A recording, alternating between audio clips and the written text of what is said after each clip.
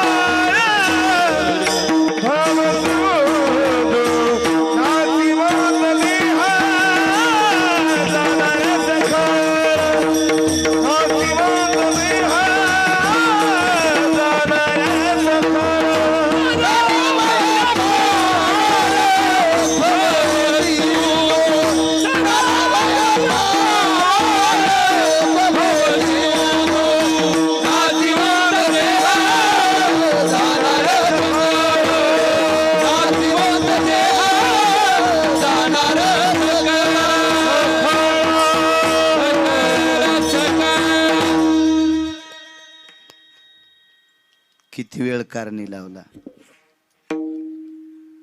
कर्णाला शेवटचं 2.5 मिनिटाचं आयुष्य शिल्लक होतं, फक्त 2.5 मिनिटाचं. अधिकारी कर्ण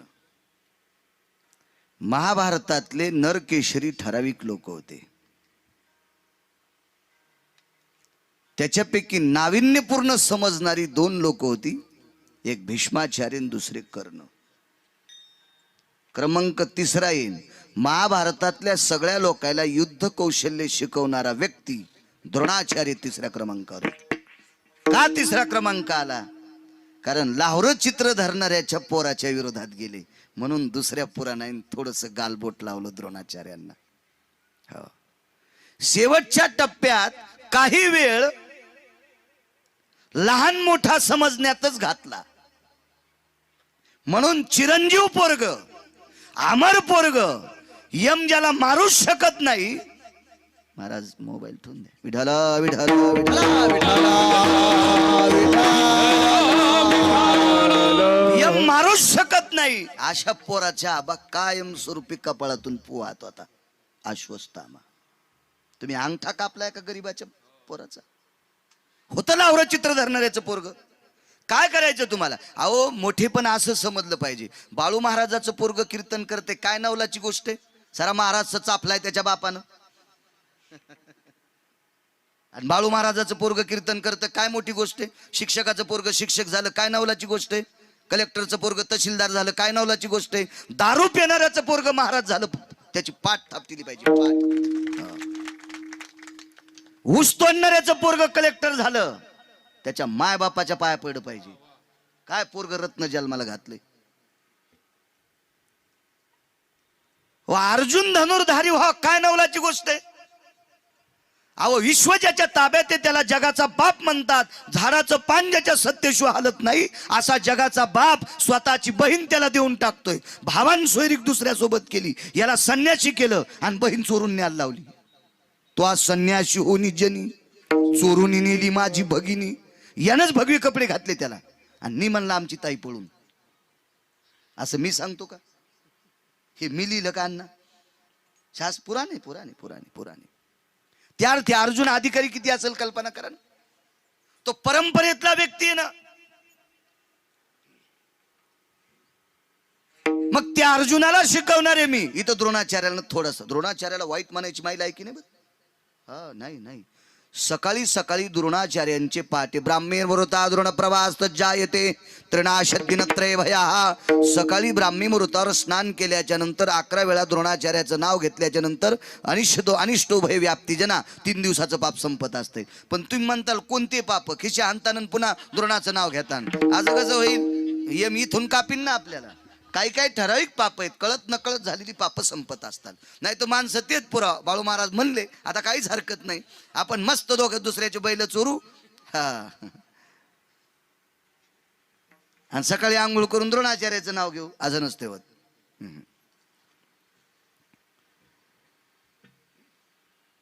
तो एकलव्य, त्याचा अंगठा कापला, दुःख झालं जीवनात. म्हणून 3रा क्रमांक द्रोणाचार्याला. चला, 2.5, 3.5 मिनिटाचं आयुष्य शिल्लक आहे. त्या काळामध्ये एक महाराज आलाय.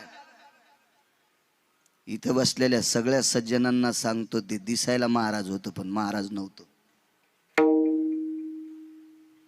ते पंढरपुरातला मालक होता. याला भारतीय युद्धातला नरकेशरी म्हणतात, भारतीय युद्धातला शुंह म्हणतात. युद्ध करण्यातला, युद्ध कौशल्यातला, मानवातला शुंह आहे. मग हा शुंह आयुष्य जोपासण्याच्या पाठीमागे किती तत्पर आहे हे तपासायचं होतं. पंढरपुरातल्या मालकाला तपासायचं होतं. मग शेवटच्या 3.5 मिनिटाच्या काळात अण्णा त्याचे दात मागण्यासाठी जगाचा मालक महाराजाच्या रूपात आला. कर्ण फिरता समरांगणी, कर्ण फिरता समरांगणी, कर्ण फिरता समरांगणी, कर्ण फिरता समरांगणी.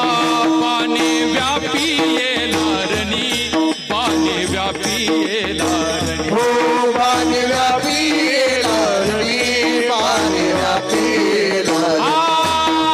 माघची पाडोनी तेथे दात दयाचे. माघची पाडोनी तेथे दात दयाचे. माघची पाडोनी तेथे दात दयाचे. माघची पाडोनी तेथे दात दयाचे. हरी तू निष्ठुरा निर्गुण, हरी तू निष्ठुरा निर्गुण, हरी तू निष्ठुरा निर्गुण, हरी तू निष्ठुरा निर्गुण, हरी तू निष्ठुरा निर्गुण, हरी तू निष्ठुरा निर्गुण, हरी तू निष्ठुरा निर्गुण, हरी तू निष्ठुरा निर्गुण. सोन्याचे दात कर्णाला. आता लोक म्हणतात ही ज्ञान पुढे गेले. मी दोन्ही गोष्टी सांगतो तुम्हाला. सोन्याचे दात उपजता नसतेत असं जर कोणी म्हणत असेल तर 10,000 वर्षापूर्वी दात बसणारा डॉक्टर होता, हे तर मानावंच लागेल ना. हे कुठे का ना नाही. आणि मग 10,000 वर्षापूर्वी दात बसणारा डॉक्टर नव्हता तर कर्णाला दात उपजता सोन्याचे होते, हे मान्य करावं लागेल.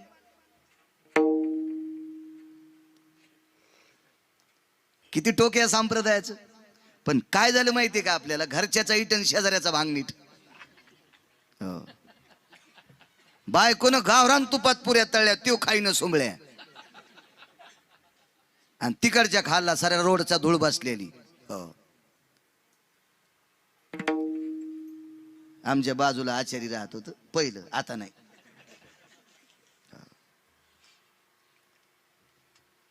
या म्हणला महाराज तिकडे गप्पा करायला गेलो, 7-8 वर्षापूर्वीची गोष्ट आहे.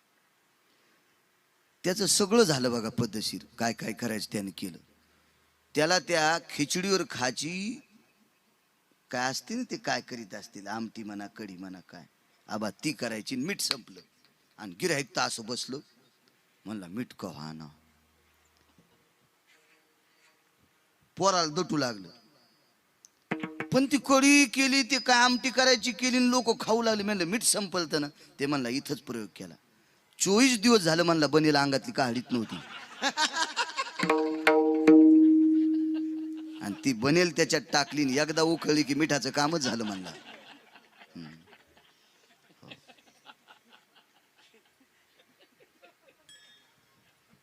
आणि गावरान तुपातल्या पुऱ्या खाईनं आणि बनेल उकळलेली आमटी खालाय तिथं. काय झकात झाली म्हणला. वा रे आमटी आहे. चांगल्या वड्यात दाबायला पाहिजे, ते अंजेशी बी घालायला पाहिजे. नालायकाचं कळस आणला कुठला.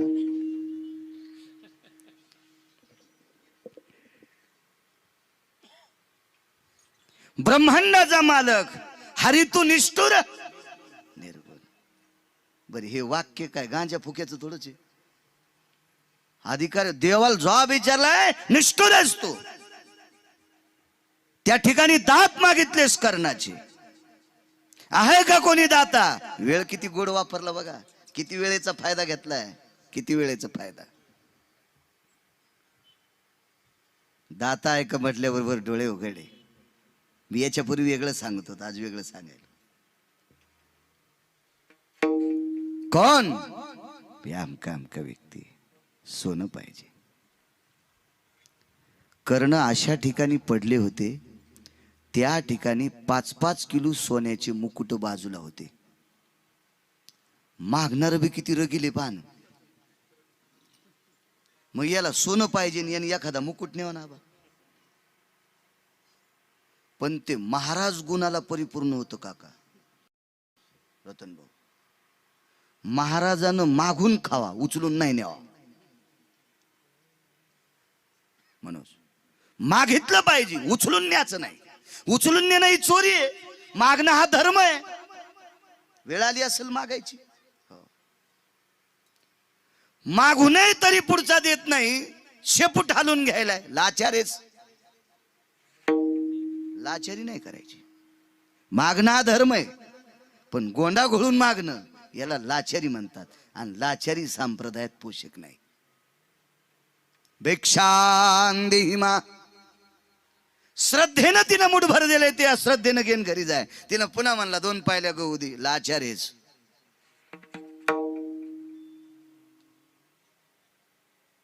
मुकुट पडले सोन्याचे, उचलीत नाही ना. त्याच्या इतकं चतुर कोणी. देव चतुर, देव चतुर. आणि त्यानं वेश महाराजाचा घेतलाय ना. महाराजाचं नाव कसं घालीन ते.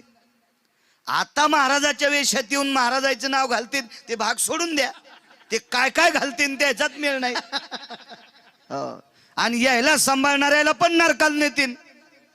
यायला जे सांभाळतील का ते पण नरकाल जातील. या बा नालायक परमार्थ करणाऱ्याला जो माणूस बोलून पैसे देईन त्याच्या 42 कुळ्या मातीत जातात. असा पुरावा मला सापडला. तुम्ही कुठलंही कर्म करा, जगदंबेचे उपासक असाल, एखादा विधी करीत असाल, आणि तो विधी जर दारू पिऊन पुढच्यान केला आणि तुम्ही जर त्याला पैसे दिले तर त्याच्या इतकं पाप जगात कुठलं नाही. तुमचे पितर पाडा नरकात पाडणार, असं शास्त्र सांगते. अदप्पाते भयस्थितो अकर्मो कर्म मुच्यते मुच्यते कर्मणायाम शास्त्र मुच्यते भयानाम तद्राम शास्त्र ते भयाः अनिष्टो भयज्जनः पितृलोकं भवस्थितो रवरवं पचन्ति रहं रुधिरः नैवं गांजा कसम लिखितम.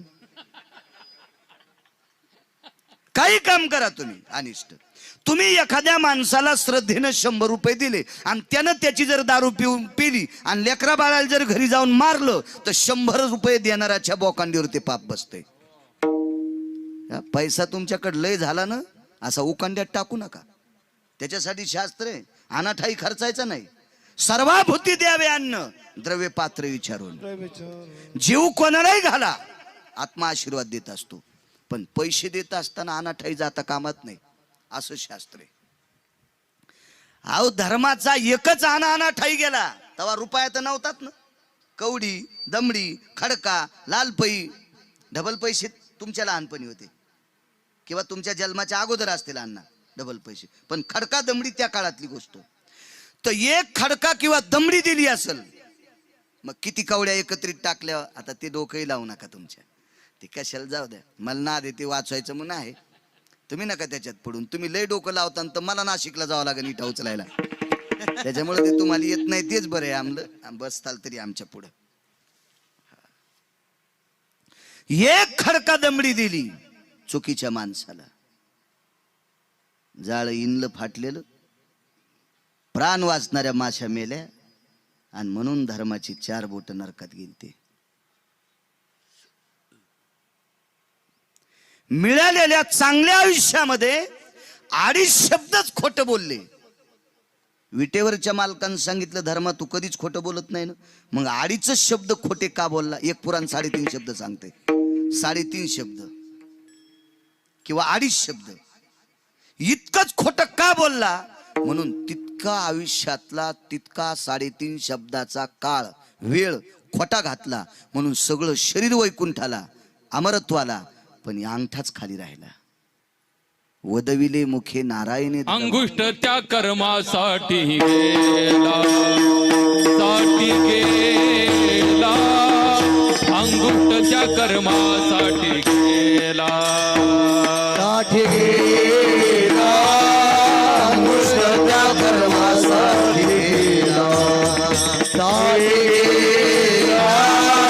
अंगुष्ठ त्या कर्मासाठी गेला.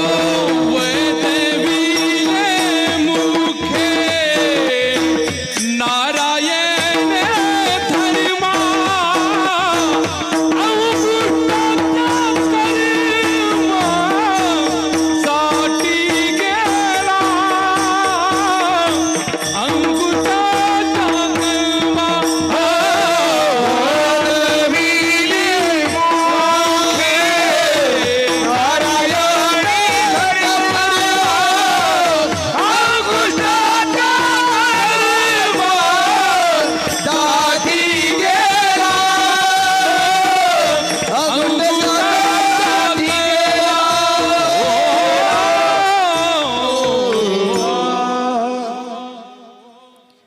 शास्त्राच्या प्रणालीचा पुरावा सिद्धांत किती गोडी लक्षात घ्या.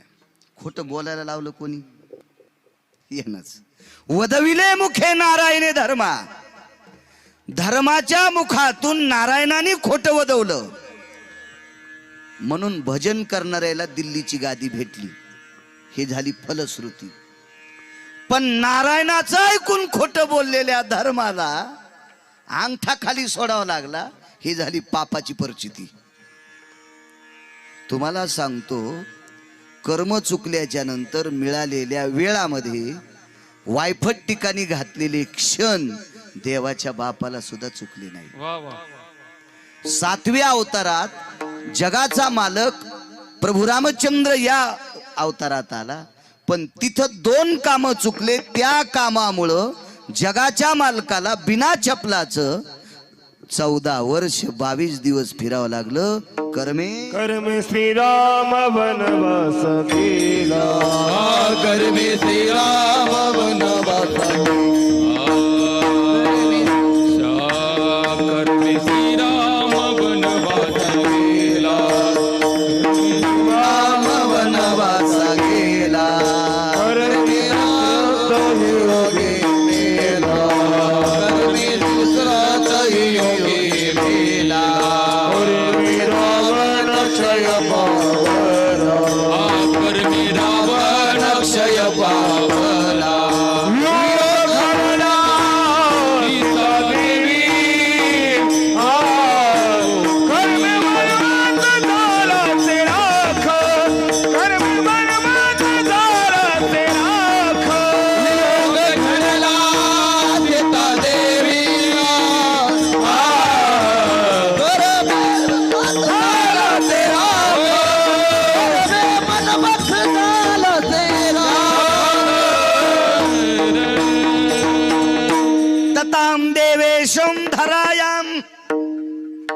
हरेषु दृश्यां मानवेशिं ततां निष्ठो अनिष्ट कर्माणां नाविन्यम परा भूतम दयाम सृष्टिक्य. हे देवा, तू जगाचा बाप जरी असशील पण मानवी रूपात मृत्यू लोकावर आल्यावर तुला सुद्धा नियमाचे बंधन आहे. काही वेळापुरता तू वेळ वाया घातलास आणि त्या वाया घातलेल्या वेळात अनुचित प्रकार केला म्हणून वेळ वाया घातला. म्हणून चपला बुट घालायला पाय द्यायचेत. चपला किती भारीच्या द्याच्या हा लांब विषय सोडून द्या. बुट किती भारीचे द्याचेत हा विषय लांब सोडून द्या.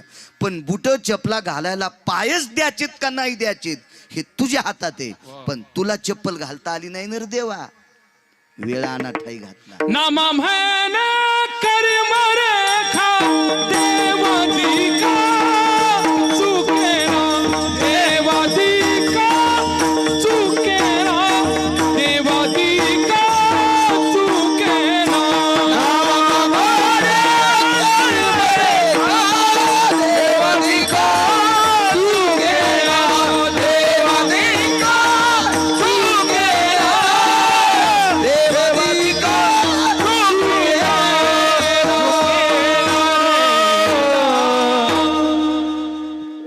आपल्या अभंगाला बसणार हे पोषक नाही, पण मी याच्याकरता सांगतो. कर्म तर आबादेवाला चुकलं नाही, पण मी याच्याकरता सांगायला लागलोय.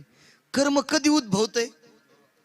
रिकामा वेळ मिळाल्याच्या नंतर माणूस अनुचित प्रकार करतो आणि अनुचित प्रकार केल्याच्या नंतर निषेध कर्म बोकांडीवर नाचतंय. वाक्य कळालं?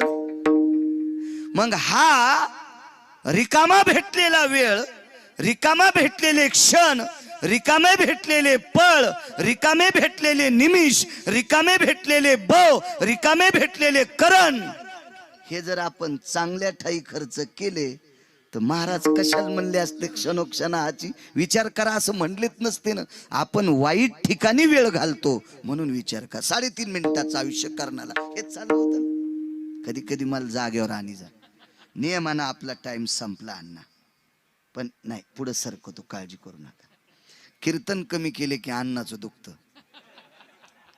अण्णा म्हणते महाराज मी लांबून येतो. बरं बरं खरंच आहे ना, यायला पैसे मला पैसे, तुम्हाला काय? तुम्ही पैसे खर्चून आले नो.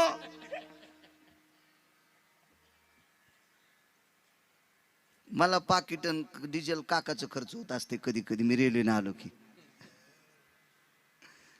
मग श्रोत्यासाठी आपण 10-5 मिनिटं दिले, काय हरकत आहे. एक महाराज म्हणला नाहीच देणार, संध्याकाळीच मेला. तुम्ही याला बी हसायली. बर कोणाच्या हातात आहे सगळं हे दाबायचं? त्याच्याच हातात आहे. आजच्या या आहेर परिवार सगळ्याला पत्रिका कसं देऊ शकेल मला सांगा बरं. नाव कळाल्याबरोबर रतन भाऊ आले. अण्णा बऱ्याच ठिकाणी पत्रिका पाहिल्यावर तुम्ही येतात. तुम्हाला तो माणूस काय पोचू शकतो, काय शक्य असते, पण श्रद्धा असती. चला ज्ञानोबराय तुकोबरायच्या नामाचा जय घोष ऐकायला भेटतो आपल्याला. म्हणून संप्रदायातल्या माणसानं कधी कधी कीर्तनात 10-5 मिनिटं वेळ द्यायला पाहिजे. पानपट्टीवर उभं राहून वेळ देतो गुटखा चोळूस तर नाही. इथे जरा चांगला चविष्ट गुटखा होतो. तुला यम असा घोळीन सुपारीवानी, हो असा घोळीन तो रक्त कोणीकडे पांगायला यमाला सुद्धा सुधारायचं नाही. वेळ चांगल्या ठिकाणी देत जाईन सोमळ्या.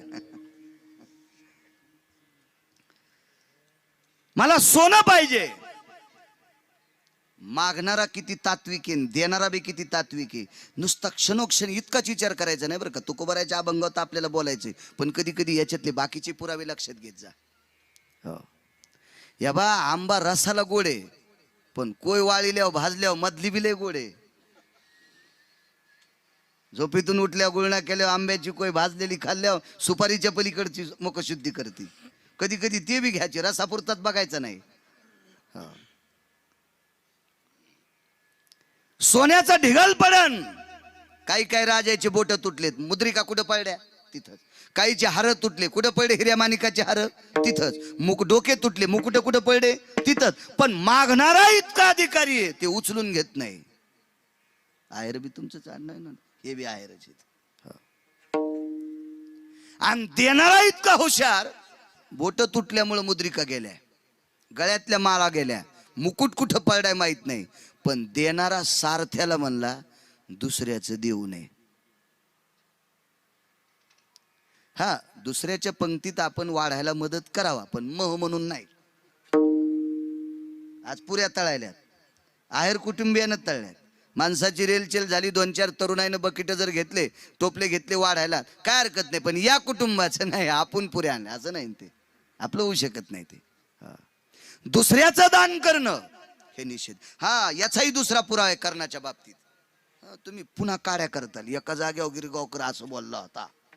माणसं वकील नाहीत, पण चावणं गेल्यावर ज्यानं माळी घातल्या का तिला इचकीत येत. कर्णानं एकदा दुसऱ्याचं सोनं दान केलं,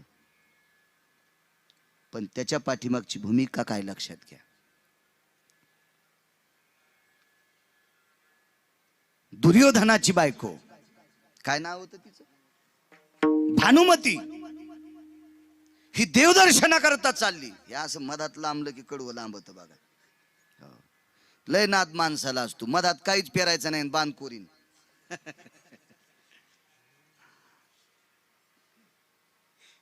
भानुमती देवदर्शना करता चालली, सोबत तिच्या सासूची दासी होती.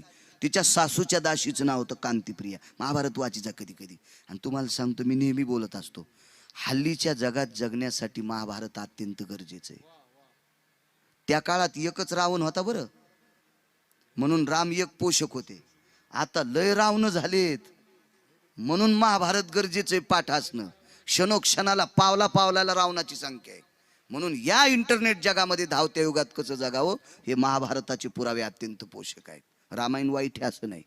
हा, ते घरात कसं वागावं हे रामायण शिकवतंय, आणि जगात कसं वागावं हे महाभारत शिकवतंय.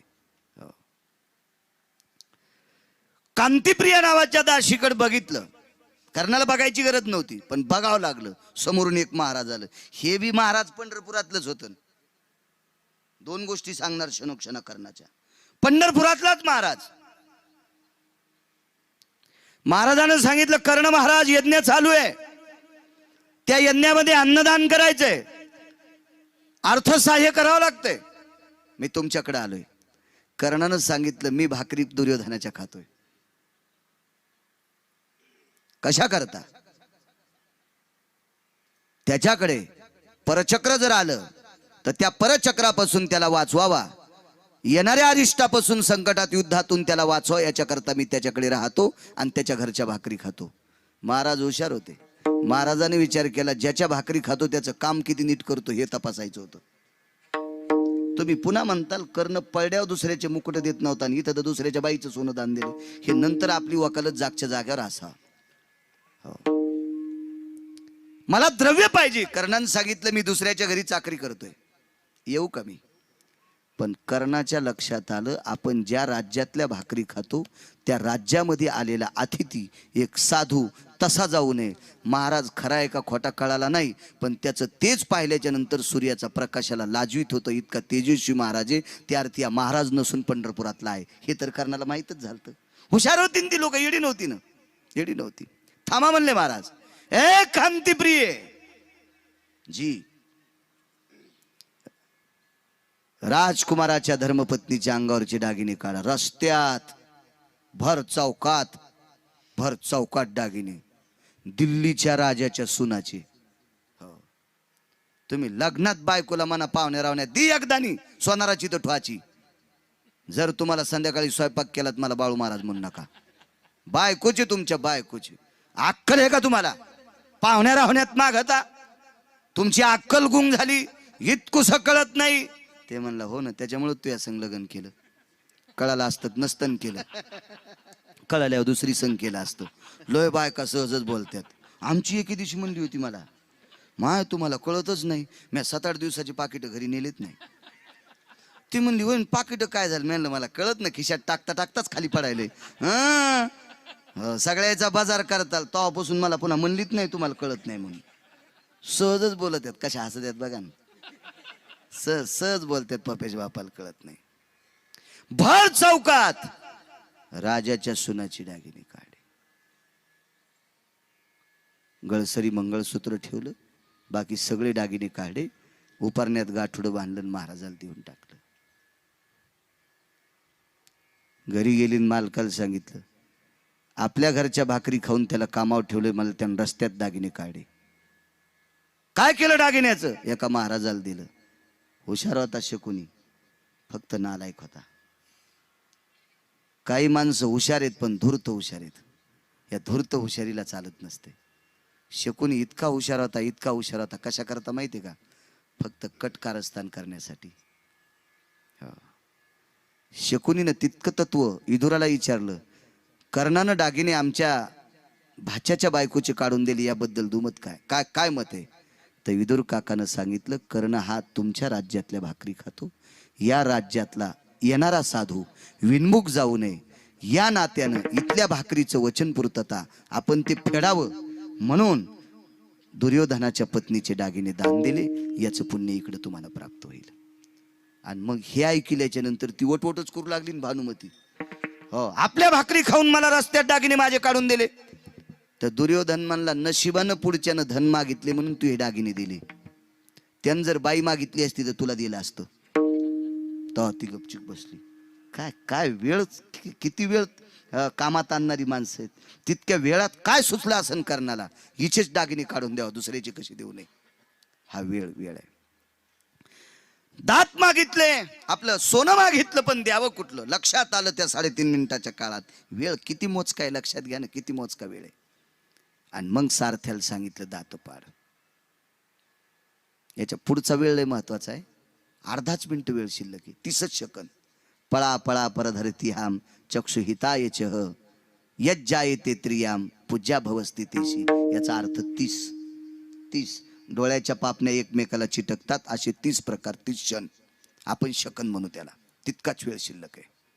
आणि तेवढ्या वेळात दात काढेन, हातावर दात घेतले. घ्या महाराज. महाराज लय चतुर होते. आवाज थोडा मोठा करा.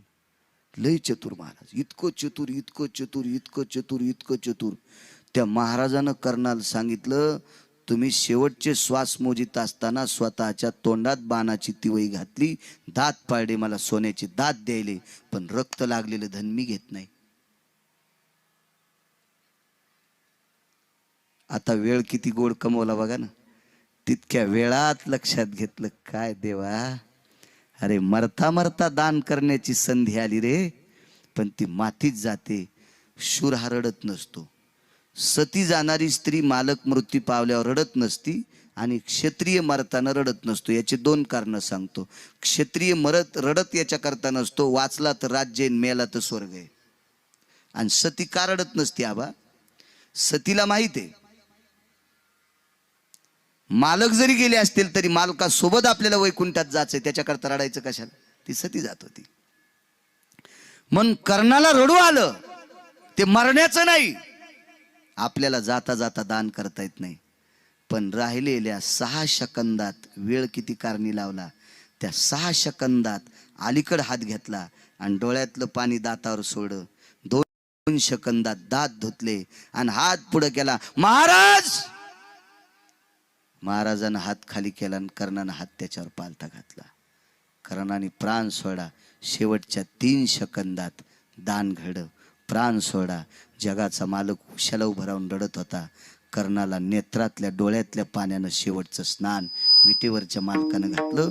ते 3 सेकंद, फक्त कर्णाचे 3 सेकंद, जगातल्या विश्वातला एकही तत्ववेत्ता या 3 क्षणाला झिडकारू शकत नाही. हे 3च क्षण इतके महत्वाचे राहिले, इतके महत्वाचे राहिले की कर्णाचा अंत्यविधी होत असताना सर्वात जास्त कोण रडत असेल तर जगाचा बाप रडत होता. हे 3 क्षण इतके महत्वाचे, इतके कारणी लावले, म्हणून कर्ण आज पुराणातला प्रख्यात सिंह झाला, महाभारतातला नरकेशरी झाला. ही ताकद फक्त या क्षणाची. म्हणून तुकोबाराय पहिल्या कडव्यात म्हणतात, क्षणोक्षणी हाती करावा विचार, क्षणोक्षणी हाती करावा विचार.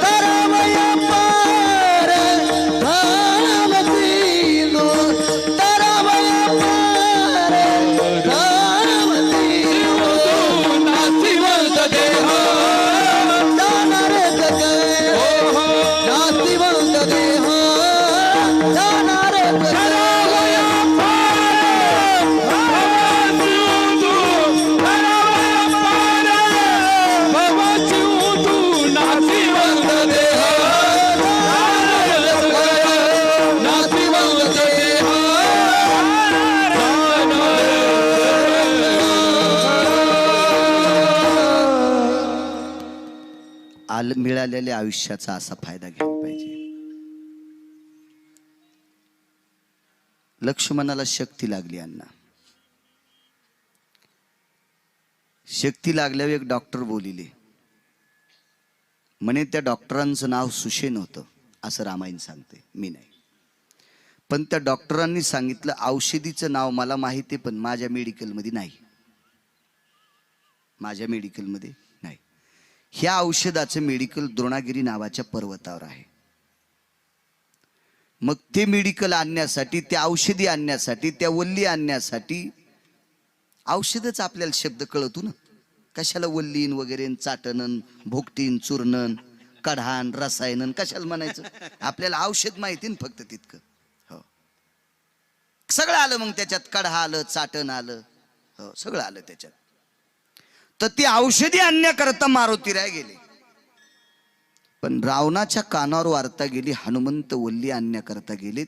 आणि तो शूर व्यक्ती आहे. आणि खरंच मारुतीराय शूर आहेत, निष्ठावंत आहेत.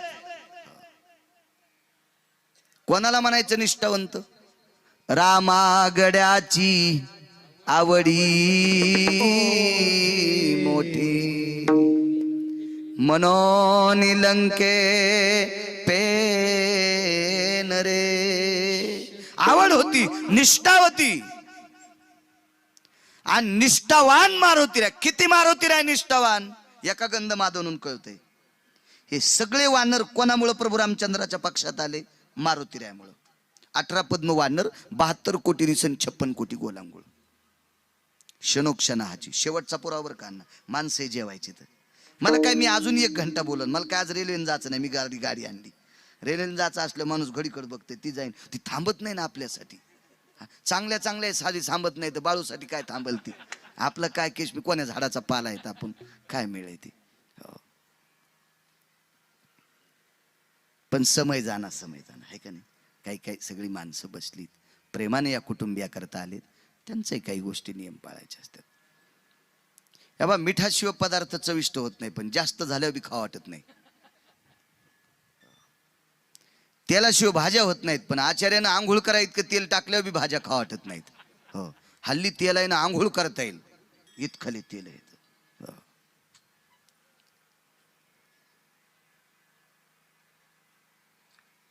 किती निष्ठा मारुतीरायावर हे तपासायला तराजूत नाही ब्रह्मदेव. साखळ्या तुटल्या.